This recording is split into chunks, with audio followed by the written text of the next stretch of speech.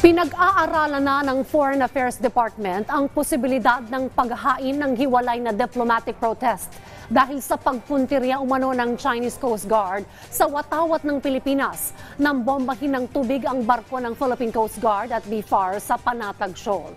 Yan ang ulat ni Joshua Garcia. Live, Joshua. Yes, Dayan, nanindigan ng Department of Foreign Affairs na hindi sila mapapagod na maghain ng diplomatic protest laban sa pangaras ng China katulad ng insidente kamakailan lamang sa pagitan ng Chinese Coast Guard vessels at Philippine Coast Guard at barko ng BFAR sa Panatag Shoal. Sa ikalawang araw ng 3-day National Security Cluster Communications Workshop ng Presidential Communications Office sa Philippine Merchant Marine Academy sa San Narciso, Zambales, kinundi na ng DFA ang paggamit ng water cannon ng Chinese Coast Guard vessels, hindi lang sa barko ng BFAR kung hindi sa mismong barko ng PCG. Ayon kay Foreign Affairs spokesperson Ambassador Maria Teresita Daza, naghain sila kahapon ng summon kasabay ng inihain nitong diplomatic protest sa Embahada ng China para pagpaliwanagin sa nasabing insidente kasabay rin ng utos nito sa mga Chinese vessel na agarang lisanin ang teritoryo ng Pilipinas. China's aggressive actions, particularly its water cannon, had caused damage to the vessels of the PCG and the BFAR.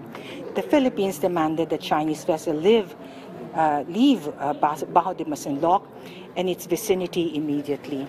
Ito na ang ika-20 diplomatic protest na inihain ng DFA ngayong taon at kabilang sa mahigit 100 protesta mula nang umupo si Pangulong Ferdinand R. Marcos Jr. Git naman ni National Task Force on West Philippine Sea PCG spokesperson Commodore J. Tarriela, wala na sa gray area ang ginagawang pambubuli ng Chinese Coast Guard at militia sa mga barko at mga mangingisda ng Pilipinas. Bagamat hindi may tuturing na armed attack, ang paggamit ng water cannon ay illegal ito at isang pambabastos sa UNCLOS at arbitral. As far as our government is concerned, wala nang gray zone strategy ang China. For us, all of their actions that they're doing there are just basically unlawful actions and they are offenders of the international law. Dagdag ni Tarriela, epektibo ang kanilang isinasagawang transparency strategy kung saan nailalabas at nakikita hindi lamang ng mga Pilipino, kung hindi ng buong mundo na sumusuporta sa Pilipinas ang tunay na narrative ng China na salungat sa pagiging isang responsableng bansa. Kasalukuyang kumakalap ng impormasyon at ebidensya ang DFA kasabay ng kanilang pag-aaral kung maghahain ba ng panibagong diplomatic protest. May kaugnayan naman sa umano'y pagpuntirya sa watawat ng Pilipinas na nadamay sa mga railings at radar equipment na napinsanan ng water cannon ng Chinese Coast Guard vessels.